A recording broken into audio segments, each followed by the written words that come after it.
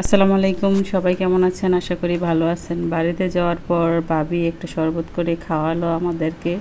শরবতটা ছিল কাঁচা আমের শরবত, আর এটা হচ্ছে পিঙ্ক সল্ট। সল্টটা খুবই দেখতে সুন্দর ছিল, আর এটা দিয়ে আমাদের জন্য শরবত বানানো হবে। এখন হচ্ছে কাঁচা আম জগে ঢালবে, ঢালার পর ভাবি শরবত করতেছিল আর আমরা বসেছিলাম, বসে দেখতেছিলাম আর আপনাদের সাথে শেয়ার করার জন্য ভিডিওটা করে নিলাম।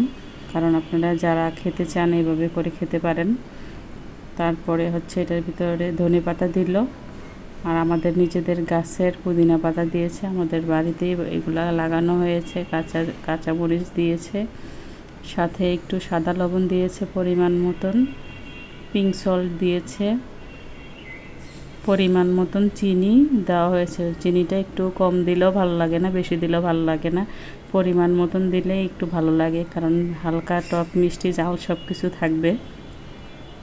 আর এটার ভিতরে একটু ঠান্ডা পানি দিতে হবে। ঠান্ডা পানি না দিলে ভালো লাগে না। আপনারা চাইলে বরফও দিতে পারেন, আপনারা যেভাবে খেতে চান সেটাই ভালো। আমাদের বাচ্চারা খাবে দেখে আমরা বরফ দিই নি, আর আপনারা চাইলে বরফ দিয়ে খেতে পারেন।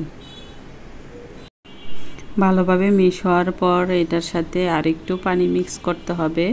পানি মিক্স করে তারপরে হচ্ছে গ্লাসে ঢেলে নিতে হবে। আর জিনিসটা একটু ডেকোরেশন করার জন্য একটু লেবু কেটে, খেতে খুবই মজা হয়েছে। আপনারা যদি খেতে চান তাহলে এভাবে করে খেতে পারেন। আল্লাহ হাফেজ, ভালো থাকেন।